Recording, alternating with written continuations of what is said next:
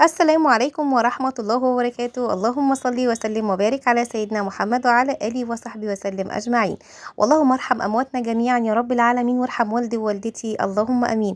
ازيكم عاملين ايه؟ وحشتوني جدا جدا. من الفيديو اللي فات هنعمل النهاردة مع بعض وصفة سهلة قوي وسريعة قوي، ومكوناتها بسيطة خالص، مش هتكلفنا كتير بعكس ما احنا ممكن نشتريها من بره كل الكمية دي. دي بيتزا الطاسه او بيتزا العشر دقايق، زي ما حابين سموها. هي حاجه بسيطه قوي، اي حد ممكن يعملها. مش هنحتاج بقى نقعد نعجن بايدينا بقى عشان نعمل البيتزا والحوارات دي. طريقتها سهله قوي، وان شاء الله تستفادوا منها وتعجبكم وتطبقوها وهتطلع معانا زي الفل. مكوناتنا زي ما انتم شايفين على الشاشه كده. كوبايتين الا ربع من الميه الدافيه، لازم تكون ميه دافيه عشان خاطر الخميره اللي هنحطها. كوبايتين من الدقيق، معلقه صغيره بيكنج باودر، معلقه صغيره خميره، نص معلقه من البصل البودر، نص معلقه من الثوم البودر، نص معلقه من السكر، نص معلقه من الملح، ومعلقه من اللبن البودر، بس تكون معلقه كبيره. كل الانصاص اللي فاتت دي نص معلقه صغيره. هنقول تاني برضو زي ما مكتوب على الشاشه قدامكم، لو حابين تاخدوا سكرين. كوبايتين الا ربع من الميه الدافيه، وممكن يزيدوا ممكن يقلوا حسب نوع الدقيق بتاعنا. وكوبايتين من الدقيق، معلقه صغيره بيكنج باودر، معلقه صغيره من الخميره، نص معلقه صغيره بصل بودر، نص معلقه صغيره ثوم بودر، نص معلقه صغيره سكر، نص معلقه صغيره ملح، وكمان معلقه كبيره لبن بودر. دي المكونات سهله بسيطه جدا، مش هتاخد مننا مكونات كتير. هتتحفظ بسرعه جدا، مش هتتلخبطي فيها يعني. هنجيب بقى بوله ناشفه كده محترمه، هننخل فيها الدقيق. لازم الدقيق يكون منخول عشان ما يكونش فيه اي حاجه من اللي احنا ما بنحبهاش دي يعني، لا قدر الله. وهننزل عليه بقى بالمكونات الجافه كلها، البصل البودر والثوم البودر والسكر والملح، وكمان نحط معاهم الخميره والبيكنج باودر، ونقلبهم كده على الناشف. ونكون مجهزين طبعا الميه الدافيه معانا، ولازم تكون ميه دافيه. انا عايزه اقول لكم الاول ان اي معايير بنعملها في اي وصفه، لازم الكوبايه اللي تشتغلي بيها هي تكون كوبايه واحده. لو ما كانش عندك المج المعياري، انا هنا اشتغلت بكوبايات ازاز عادي عشان اللي ما عندوش مج معياري يعرف ان هي نفس الكوبايه. وهنستخدم كمان على فكره ربع كوبايه من الزيت، انا يمكن ما قلتهاش. ربع كوبايه من الزيت برضو بنفس الكوبايه بتاعه الدقيق. هي كوبايه الميه، هي كوبايه الزيت، هناخد ربع كوبايه من الزيت. طبعا الدقيق او الكميه اللي انا عاملاها دي مش هي اللي عملت لي كل البيتزا اللي انتوا شفتوها في اول الفيديو. لا، انا زودت شويه من عندي، بس انا حبيت الاول اعمل المقدار ده. المقدار ده عمل لي تقريبا حوالي 4 بيتزا او 4 ونص يعني، لقيتها داخله على ونص كده، فقلت لا انا هكمل واكمل البيتزا، عشان ما شاء الله هي اصلا بتتاكل بسرعه يعني، وكمان بتبقى خفيفه جدا عن البيتزا التانية اللي احنا بنعملها. بنخمرها وكده او بنشتريها من المحلات، لان بتبقى طبقتها عاليه قوي وتخينه، وساعات الاطفال مش بيحبوا ياكلوا الطبقه التخينه دي، فبينقوا الحشوات اللي على الوش ويسيبوا الباقي. طب ليه؟ طب ما احنا نعملها بقى بطريقه سهله وبسيطه. وعندنا شويه جبن، عندنا اي حاجه في التلاجة، ممكن بواقي فراخ، بواقي لحمه عندك. ممكن تعمليها بالجبن، السوسيس، اللانشون، الحاجات دي، البسطرمه. اي حاجه عندك مثلا بواقي اكلت من امبارح فراخ او الكلام زي ده. تاني يوم ما نطبخش كتير ونعمل الوصفه دي، ونلم بيها اي حاجه من التلاجة ونظبط الدنيا والمظابيط وكل حاجه. انا ماشيه معاكم بالراحه، مش بسرع الفيديو خالص، عشان كان في ناس جربت الوصفه دي قبل كده، كنت نزلتها على القناه. جربتها قالت لي الدقيق ما بيفكش. انا كنت ساعتها مسرعه الفيديو شويه عشان ما اطولش عليكم الفيديو، بس لا يا جماعه، الدقيق بيفك كل حاجه. هننزل الاول بالدقيق زي ما احنا شفناه المنخول وعليه المواد الجافه كلها، وبعدين هننزل بكوبايه ميه اول حاجه، وهنقلب. ايديك تبقى سريعه شويه في التقليب عشان الدقيق يفك منك ما يبقاش متكتل. وبعدين هننزل بالكوبايه الا ربع. بس خلي بالكوا انواع دقيق، ممكن تاخد الكوبايتين الا ربع ميه، وممكن ما تاخدهمش كلهم، وممكن تاخد ازيد من الكوبايتين الا ربع. انا هنا اخدت ازيد من الكوبايتين الا ربع بمعلقتين من الميه كمان. يعني كوبايتين الا ربع من الدقيق دول، كوبايتين الا ربع عفوا من الميه، حطيت عليهم كمان معلقتين على كوبايتين الدقيق عشان يطلع معايا زي ما هتشوفوا القوام دلوقتي اللي انتوا شايفينه قدامكم كده. جبنا هنا بقى ربع كوبايه الزيت، زي ما قلت لكم هي كوبايه واحده اللي بنشتغل بيها. شوفي انا حاطه لكم في نفس الكوبايه بتاعت دي عشان برضو تاكدوا ان هي كوبايه واحده او مج معياري واحد اللي بنشتغل بيه. بعد ما القوام ده وصل معانا لكده، هننزل بقى بربع كوبايه الزيت زي ما انتم شايفين، وهنقلبه كويس جدا لحد ما القوام هيبقى انسيابي جدا. يبقى كوبايتين الدقيق بتاعي ده دقيق عادي، دقيق مخبوزات عادي جدا، مش الدقيق معلب، انا جايباه من عند العطار سايب.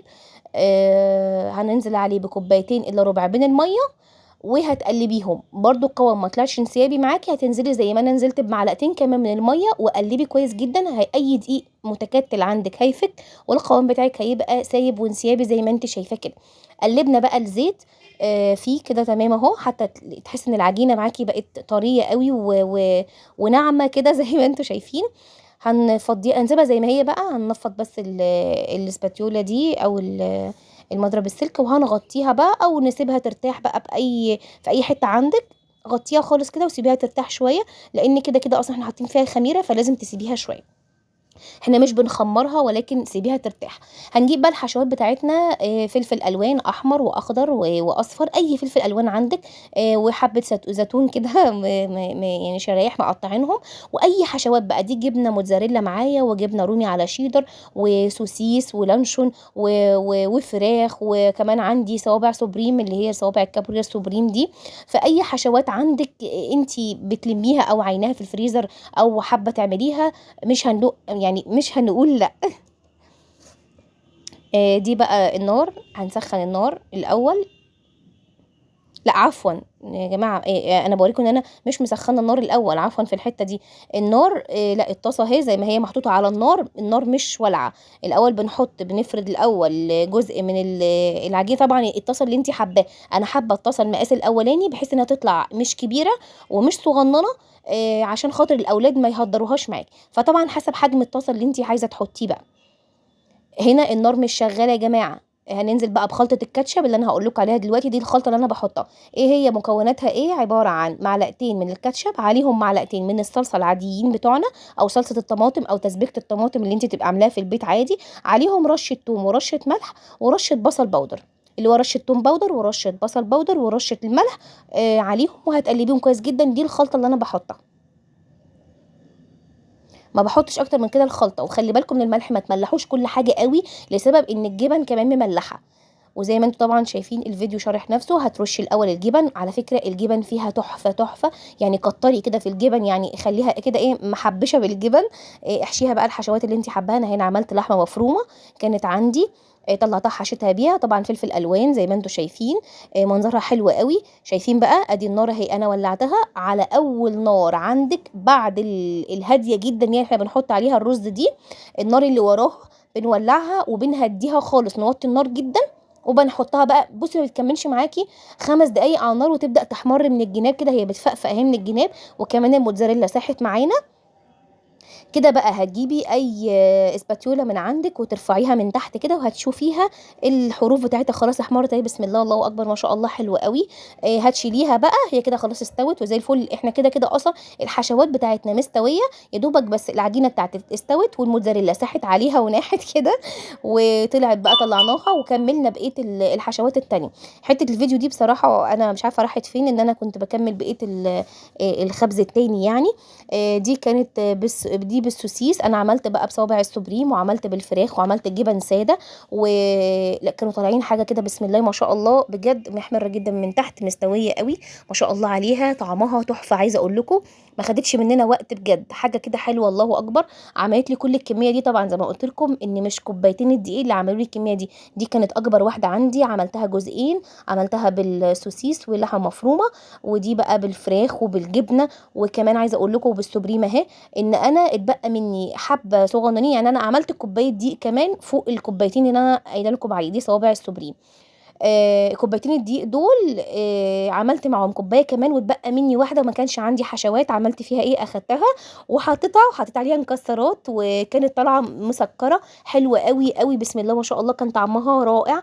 انا عايزه اقول لكم بقى، يا ريت اللي وصل لحد هنا في الفيديو يا ريت يعمل لي لايك لو سمحتوا بليز، من فضلكم. اللايكات بترفع الفيديو معايا. واللي ما اشتركش يشترك في القناه عشان يوصل له كل جديد باذن الله مننا. وحابين تشيروا يبقى كتر خيركم، وسيبوا لي كومنت حلو منكم. ويا ريت تقولوا لي ايه رايكم في الوصفه بتاعت النهارده. ودي البيتزا اللي انا بقول لكم عليها، اللي هي بالسكر المكسرات يعني، كانت حلوه قوي، طعمها لذيذ جدا جدا جدا. جربوا بقى الفيديو وان شاء الله يعجبكم باذن الله، وتجربوه كده وتلاقوه سهل معانا. واي حشوات زي ما قلت لكم عاوزينها اعملوها. عشان الحاجة بقت غالية أوي، أوي برّه، لازم نوفّر وندبّر بين بيوتنا.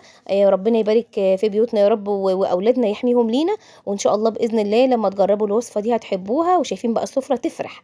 يالّا أشوفكم في فيديو جديد إن شاء الله، ومع السلامة.